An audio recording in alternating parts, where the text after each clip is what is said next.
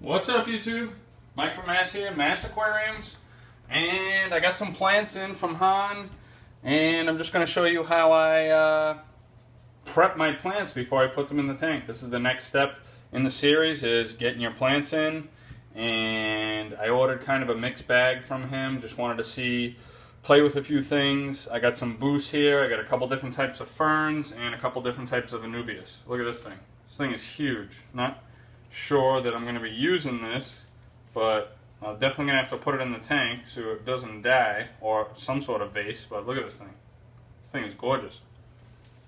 So I'm just going to show you how I prep my tank. I got a lot of boost here. This is like a giant boost mat. I'm not really sure what I'm going to do with this, but that's what aquascaping is for. So with all my plants, before I put them in my tank, I spray them with hydrogen peroxide, non-diluted. And then I rinse them off right underneath the tap at temperature that is roughly close to my tank. I use an electronic meat thermometer to get the temp where it needs to be. So I'm going to rinse all these off. And then what I like to do is I like to take any leaf that's like real damaged and just get rid of it, because there's no sense in having a bad leaf on here that the plant is just going to waste energy trying to repair when it's really not going to get repaired. So any leaf that looks really, really, really bad, I'm just going to take right off, just like this. This one has a much more like giant root system here, but it's got a lot of bad leaves, so I'm gonna literally take my scissors and just, like, if I see a leaf that just does not look like, I mean, it's just never gonna come back, and I don't even want it to bother, like this one right here is just absolutely horrible. Couple here, just cut them right off.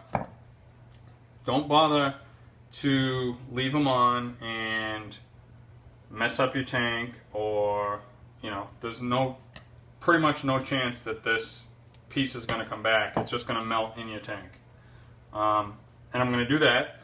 These anubias look absolutely beautiful. Really loving those. And I'm going to get to aquascaping and show you guys what I'm going to do next with the tank. Stay tuned. Alright, YouTube.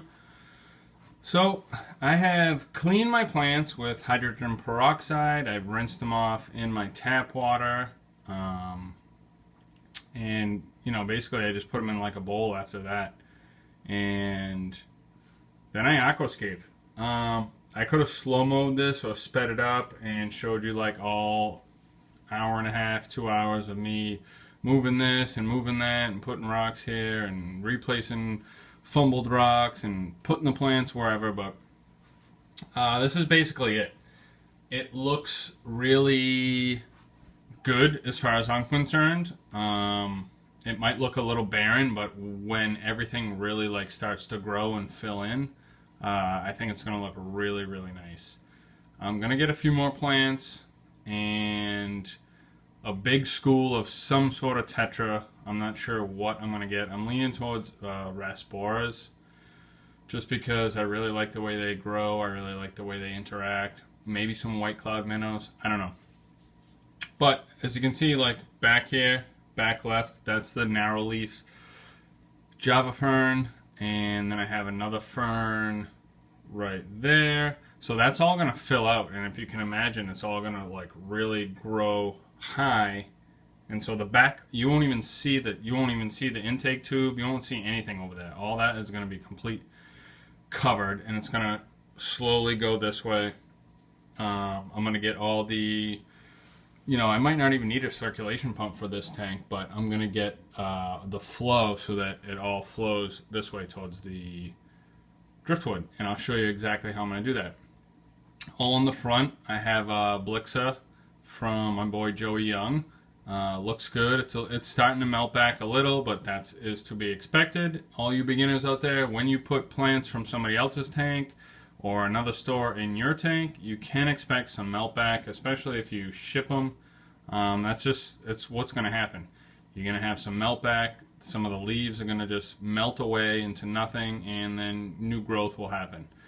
In all the nooks and crannies, I have planted the Anubias Nana Petite and some of Anubias and Boos species that I have all written down, and I will try to put them in the links if I remember. But I mean, will probably be one more episode. I'm going to show you the next. I'm going to get some moss in, and I'm going to start to cover the rocks with moss, and maybe one more piece of driftwood. We'll see. But I hope you guys have got a lot of info on this. I'm going to go real quick before this video ends. Just show you how I planted and what I used. I did use some nice tongs. That's what you want to get. Let me grab them for you. Boing. I got two types I like to use here. Should have had this out earlier. I have nice thin, grips really good, and then I have these like offset ones. And really, it's fairly simple. This Blixa, you just grab it right by the root ball. It has roots. Blixa is a root feeding plant, and you just stick it in the substrate and turn your tongs and release, and they stick right in. Everything else in this tank is a tie-down plant. What do I mean by tie-down plant? All the rest of these plants have rhizomes, and you do not want to plant their rhizome in the substrate. Their roots can go in the substrate, but you want to leave the rhizome out of the substrate. It's that big long tube that all the roots come off of. And basically all I've done is tie down the ferns in the back, and the Anubias and the Boos I have just wedged in between rocks. I moved a few rocks around. I didn't have to use any weights, which is nice. I don't know if you see all the way to the left. I do have some Cory cats in here. I love Corys, especially with sand substrate. They love the sand. They can really just root around in there and grab all the food. And Corys are just really great, hardy fish. Plus I use Dr. Tim's one and only, so my tank cycled very, very quick. Please leave any questions, any suggestions. If you'd like me to go over something else in the next video, I'd be more than happy to do that. I'm getting ready to order some more plants tonight and do a little bit more scaping later on in the week, and we'll see how this one goes. Alright folks, Mike from Mass Aquariums. Don't forget to get yourself a My Aquarium Box. I'm out. Side note, I will be growing this giant Anubias in a mason jar with aqua soil and water.